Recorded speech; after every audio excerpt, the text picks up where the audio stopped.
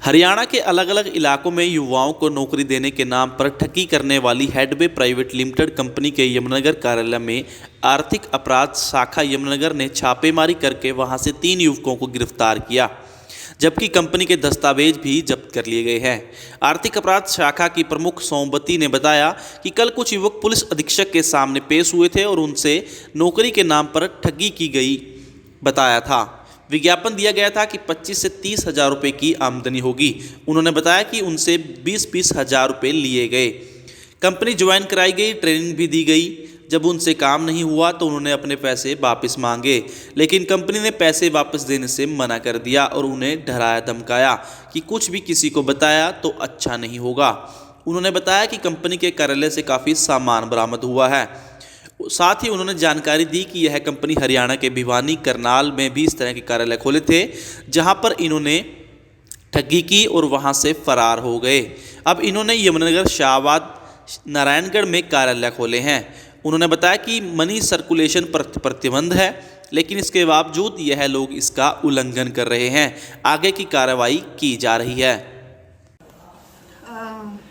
कल जो है पुलिस अधीक्षक महोदय यमुनानगर के पास कुछ लड़के पेश हुए थे, जिन्होंने ये बताया कि उनको नौकरी के नाम पे एक कंपनी है हेडवे एंड रन, वहाँ से एक ऐड आई थी और ऐड में ये कहा था कि उनको नौकरी मिलेगी और नौकरी के लिए उनको 3 दिन की ट्रेनिंग दी जाएगी। उसके बाद उनकी 25 से 30 हज़ार रुपये की आमदनी शुरू हो जाएगी।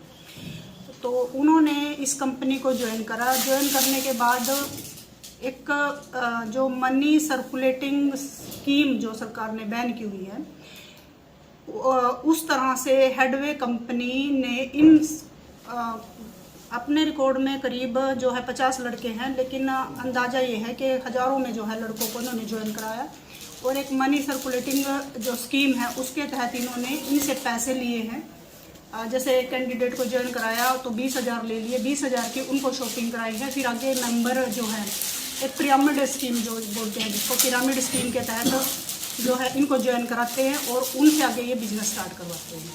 तो अगर काम अच्छा नहीं लगता है बोले तो इनको पैसे वापस कर दिए जाएंगे। जो ये हमारे पास कंप्लेनेंट आए हैं, इनसे जब नहीं हुआ, इनको एक दबाव जो महसूस हुआ, तो उसके बाद इन्होंने इनसे पैसे वापस मांगे कि हम काम नहीं करना चाहते। इसके बाद इन्होंने कंपनी में पैसे देने से इनकार कर दिया और उनको धमकाया, डराया कि आगे इस बात को किसी को नहीं बताना है, जो कंपनी की रेपुटेशन पे आँच ना आए, तो उसके लिए हम आपका कुछ भी कर सकते हैं। इस पे ये शिकायत प्राप्त हुई, जो हमने इस पर मुकदमा दर्ज करके थाना हुड्डा में इसकी जांच शुरू कर दी। जो है 3 आरोपियों को अरेस्ट करा है मौके से। पंजाब के हैं 2 इनमें से और एक भिवानी का है। तो हमारे पास FIR में नामजद 9 के नाम हैं, जिसमें से 3 हम अरेस्ट कर चुके हैं। तो कल इनको कोर्ट में पेश किया जाएगा, उसके बाद आगे का जो है प्लान होगा। जब पुलिस ने सामान मौके से बरामद किया है तो वो मैं थोड़ा आपको दिखाऊंगी कि इसमें जो है मैन्युफैक्चरिंग टैग जो है अलग कंपनी का है